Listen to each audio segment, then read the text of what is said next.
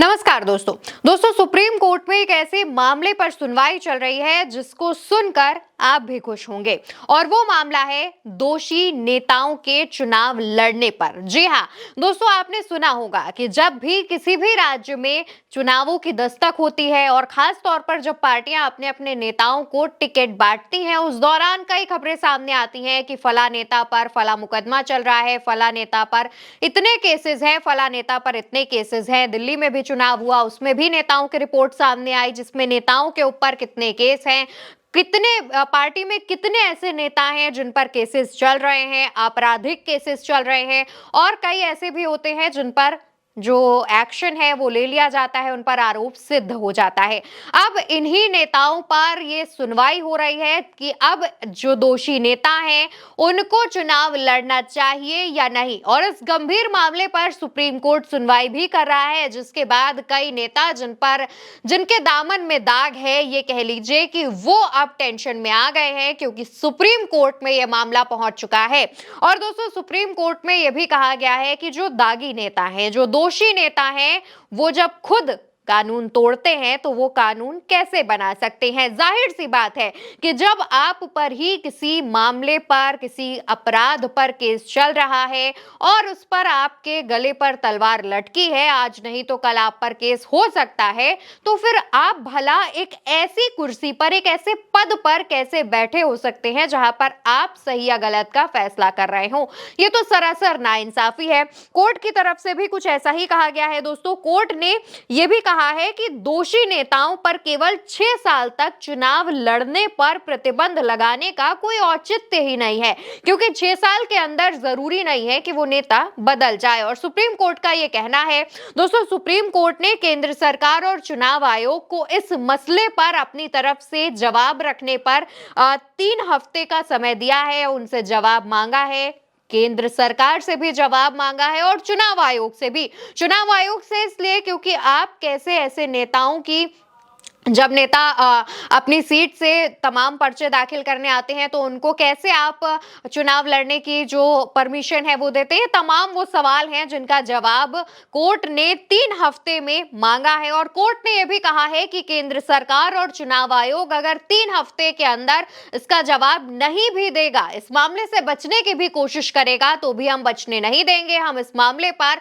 सुनवाई करेंगे और फैसला ला कर रहेंगे। कोर्ट की तरफ से साफ शब्दों में कहा गया है, राजनीति का अपराधीकरण एक बड़ा मुद्दा है और चुनाव आयोग को इस पर ध्यान देना चाहिए। हमें यह बताया जाना चाहिए कि जो व्यक्ति सरकारी सेवा में बने रहने के योग्य नहीं है, वो मंत्री कैसे बन सकता है। अगर किसी सरकारी कर्मचारी को दोषी ठहराया जाता है तो वो जीवन भर के लिए सेवा से बाहर हो जाता है, फिर दोषी व्यक्ति संसद में कैसे लौट सकता है। कानून तोड़ने वाले कानून बनाने का काम कैसे कर सकते हैं। दोस्तों, सुप्रीम कोर्ट लगातार ये बात कह रहा है कि कानून तोड़ने वाले कैसे कानून बनाने का जो काम है वो कर सकते हैं, इसमें कोई भी औचित्य नहीं है। इसी पर सवाल खड़ा होता है।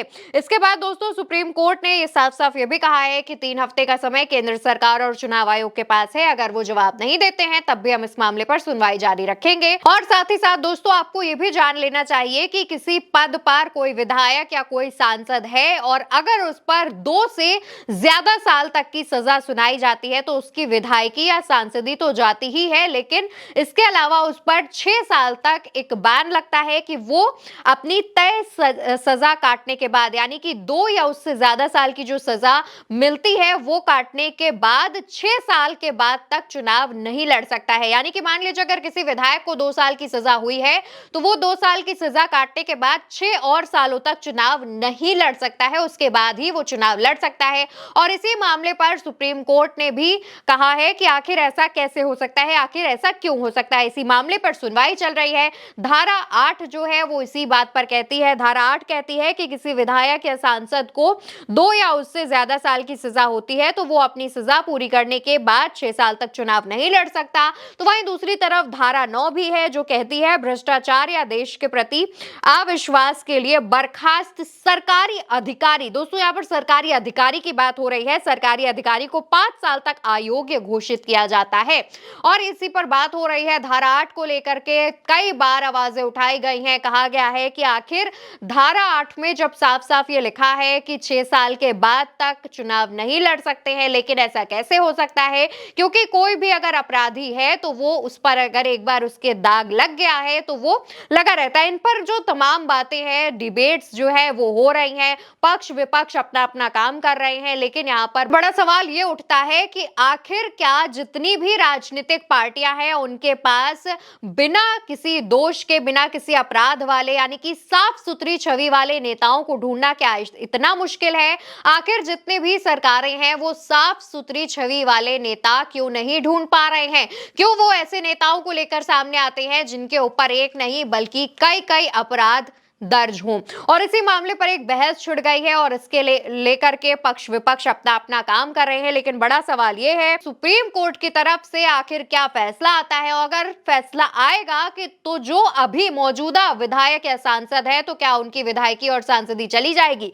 फिलहाल इसके इंतजार, इसके जवाबों का इंतजार आपको 4 मार्च तक के लिए करना पड़ेगा, क्योंकि अब इस मामले पर अगली सुनवाई 4 मार्च को होगी और तब निकलकर सामने आएगा कि आखिर ऐसे नेताओं के साथ क्या होगा, या फिर भविष्य में ऐसे दागी नेता चुनाव लड़ सकते हैं या नहीं लड़ सकते हैं। लेकिन दोस्तों यहां पर बड़ा सवाल यह है जिसका जवाब हम भी आपसे चाहते हैं। आप भी इसका जवाब कमेंट सेक्शन में बताइए कि क्या दोषी सांसद और विधायकों के चुनाव लड़ने पर हमेशा के लिए बैन लगना चाहिए, या फिर उन्हें सुधारने का एक मौका देने के बाद दोबारा से सांसदीय या विधायकी का चुनाव लड़ने देना चाहिए?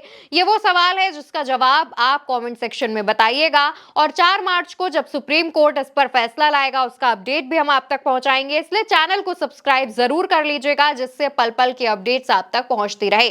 फिलहाल वीडियो में इतना ही। नमस्कार।